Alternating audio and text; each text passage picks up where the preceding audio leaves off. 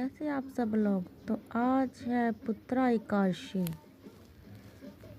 और आज हम आपको सुनाने वाले हैं पुत्रा एकादशी की व्रत कथा।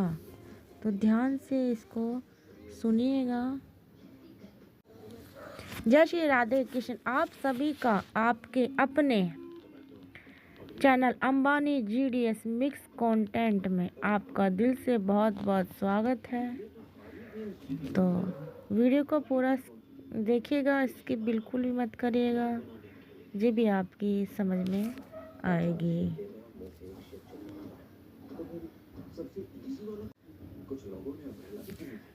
एकादशी का व्रत जो भी सभी प्रकार के पुण्य व्यक्ति के जब पाप और पाप नष्ट होते हैं तो उनके पुण्य का उदय हो पाता है और सभी प्रकार के लिए सांसारिक सुखों की प्राप्ति होती है।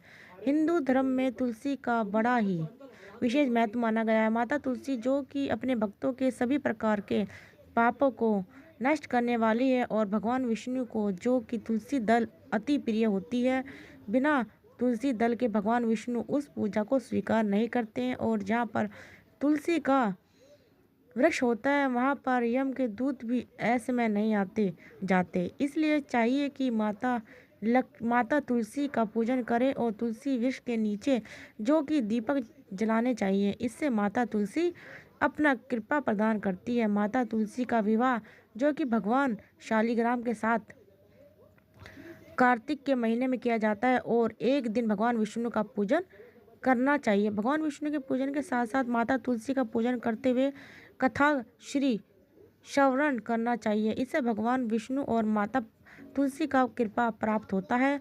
तो आइए सुनते हैं द्वादशी पारण के दिन तुलसी माता की कथा। आप व्रत द्वादशी पारण तिथि के दिन ब्रह्मांड दक्षिणा अन्नदान वनदान गोदान आदि के लिए देना चाहिए हो तो आप अपनी श्रद्धा और सामर्थ्य के अनुसार हमें डिस्क्रिप्शन में जाके वहाँ से अकाउंट नंबर के माध्यम से आप अपने श्रद्धा और सामर्थ्य के अनुसार हमें ब्राह्मण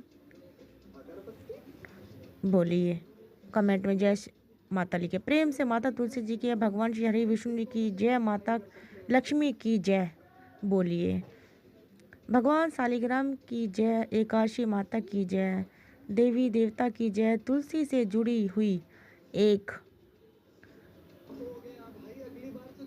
कथा जो कि बड़ी ही प्रचलित है। श्रीमद् देवी भागवत पुराण में इसके दिव्य अवतरण की दिव्य लीला कथा भी बताई गई है। एक बार भगवान शिव ने अपने तेज को समुद्र में फेंका दिया। उससे एक महातेजस्वी बालक ने जन्म लिया। यह बालक जो कि आगे चलकर जलंधर के नाम से प्रक्रमित दैत्य राजा बना। इसी राजधानी नाम का जो कि जलंधर नगरी पड़ी।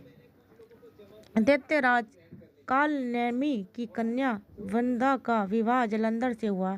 जलंधर जो कि एक महाराष्ट्र था, अपनी सत्ता के मद में चूर होकर उसने माता लक्ष्मी को पाने की कामना से युद्ध किया, परंतु समुद्र से ही उत्पन्न होने के कारण माता लक्ष्मी ने उसे अपने भाई के रूप में स्वीकार किया। वहां से फिर पराजित होकर वह माता पार्वती को पाने की लालसा से कैलाश पर्वत पर पहुंच गया। भगवान देवाधिदेव शिव का ही रूप धारण कर माता पार्वती के समीप गया, परंतु माता ने अपने योग बल से उसे तुरंत ही पहचान लिया था। वहां से अंतर ध्यान हो गई। देवी पार्वती ने क्रुद्ध होकर सारा वृत्तांत भगवान विष्णु को सुनाया। जलंधर की पत्नी विंध्या अत्यंत ही पवित्रता स्त्री थी। उसी के पवित्र व्रत की धर्म की शक्ति से जलंधर का ना तो मारा जाता था और ना ही पराजित होता था। इसलिए जलंधर का नाश करने के लिए विंध्या के पति व्रत धर्म को भंग करना बहुत ही जरूरी था। इसी कारण भगवान विष्णु ऋषि का वेश धारण कर वन में पहुंचे। वहां विंध्या अकेली ही भ्रमण कर रही थी, वहां पर घूम रही थी। भगवान के साथ दो मायावी राक्षस भी थे, जिन्हें देखकर विंध्या भयभीत हो गई। ऋषि ने विंध्या के सामने पल में दोनों को भस्म कर दिया। उसकी शक्ति को देखकर विंध्या ने कैलाश पर्वत पर महादेव जी के साथ युद्ध कर रहे अपने पति जलानंदर के बारे में पूछा। ऋषि ने अपने माया जाल से 2 वानर को प्रकट किया। एक वानर के हाथ में जलानंद का सिर था तथा दूसरे के हाथ में धड़ था। अपने पति की यह दशा को देखकर विंदा मूर्छित होकर वहीं पर गिर पड़ी। होश में आने पर उसने ऋषि रूप भगवान से विनती की कि वह उसके पति को जीवित करे। भगवान ने अपनी माया से पुनः जलंधर का सिर धड़ से जोड़ दिया, परंतु स्वयं भी वह उसी शरीर में प्रवेश कर गए। वृंदा को इस छल का जरा भी पता ना चला। जलंधर ने भगवान के साथ वृंदा पर त्रिवंत का व्यवहार करने लगी, जिससे उसका सतीव्रत भंग हो गया। ऐसे ही वृंदा का पति जलंधर, जो भगवान शिव से युद्ध कर रहा था, वह युद्ध में हार गया और मारा गया। इस सारी लीला का जब वृंदा को पता चला तो वह क्रोध होकर भगवान विष्णु को, जो कि शिला होने का श्राप दे दिया तथा स्वयं भी हो गई। जब वृंदा भस्म हुई, वहां पर तुलसी का पौधा उगा।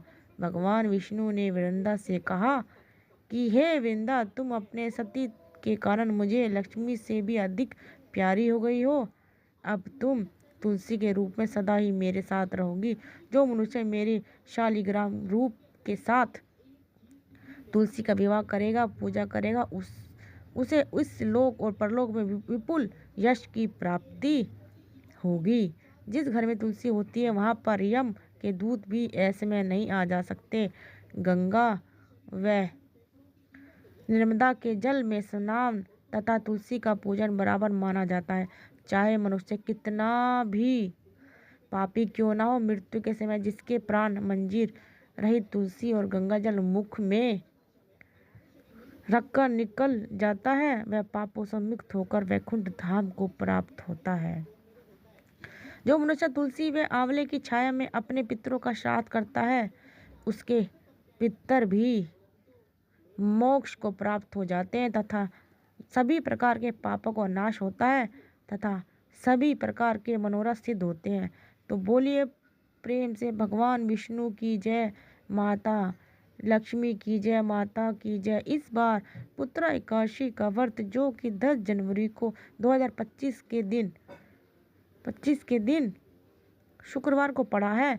एकादशी तिथि प्रारंभ समय 9 जनवरी 2025 दिन गुरुवार दोपहर 12:24 और एकादशी तिथि को जो समाप्ति है वह 10 जनवरी 2025 दिन शुक्रवार सुबह 10:12 पे एकादशी तिथि की समाप्ति है। एकादशी व्रत का पारण, जो कि हरिवासर समाप्त होने के बाद किया जाता है। हरिवासर का समय द्वादशी तिथि का पहला चौथाई हिस्सा हरिवास का होता है। तो द्वादशी प्रारंभ समय 10 जनवरी 2025 दिन शुक्रवार सुबह 10:02 और द्वादशी दिन की जो समाप्ति है वह सुबह 11 जनवरी 2025 दिन शनिवार सुबह 8:22 पे होगी। तो आपको अगर हमारी वीडियो अच्छी लगे तो प्लीज़ कमेंट में जय श्री कृष्णा, जय माता पार्वती ज़रूर लिखें। आप सबका दिल से बहुत बहुत धन्यवाद।